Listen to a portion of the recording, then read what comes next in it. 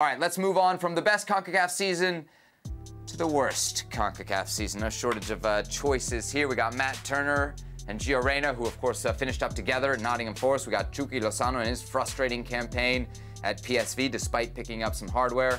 And Valérien Balogun, the big money move, didn't quite pay off with his signing at Monaco. Herc, of those four, anybody else? Who you going with? Congrats to Matt Turner. I just saw in People magazine he got married a few days ago.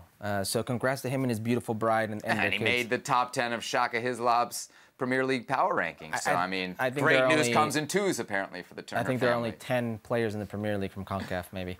Yeah, there was 13, but yeah. Oh, well, there you go. There you go. Listen, there was some, for as many good performances as there were this year in CONCACAF, and we can count them. Jonathan David had a good one. Santiago Jimenez, overall had a good performance in CONCACAF. We can go down the list. Jedi Robinson, Anthony Robinson massively deserves some recognition here. There was a lot of bad performances, and maybe we should expect that with the amount of CONCACAF players now playing in Europe. But how much worse can it get? And I'm talking about Gio Reyna. You leave Borussia Dortmund because you're not playing.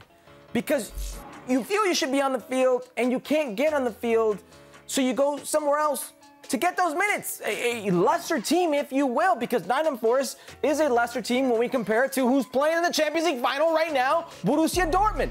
And you play less. How much worse can it get from when you can't step on the field in one place, and for sure can't step on the field in another place, and now you're doubting yourself again?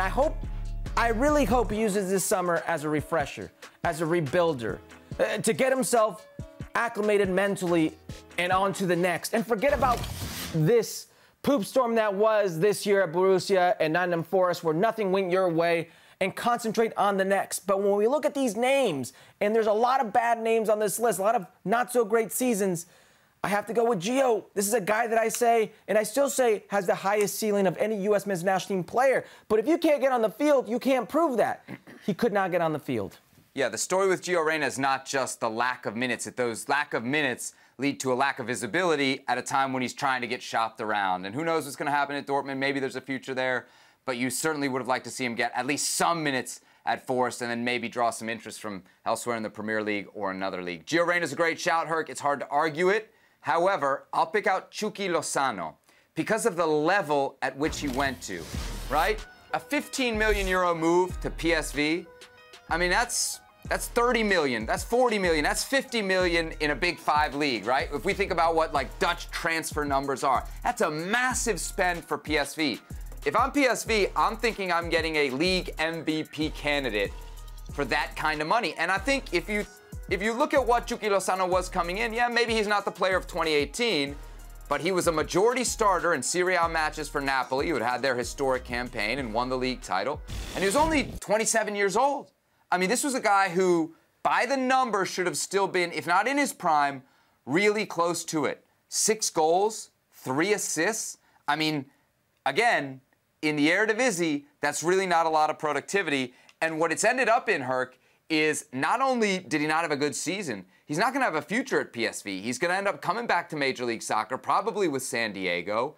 And what could have been, and I think what Chucky wanted was a relaunching point in his career. We're going from Napoli down to PSV. I'm going to find my level and then maybe bounce back up. Instead, it confirmed that, no, the trajectory of Chucky Lozano's career is indeed downward, and it's really steeply downward, and the next stop is Major League Soccer. So when you think big picture career, I think both the guys we just mentioned had bad seasons that will have ramifications beyond just this season. More so because it's Chucky Lozano, and the last club he was at one point in time, Napoli, a club that had Diego Armando Maradona on their roster. Chucky Lozano was the highest transfer in their history. To go from being that guy to, as you said, having a subpar numbers-wise, goals and assist-wise season for a team that dominated. That's it. They won the title. They lost one game, Save. They scored 111 goals.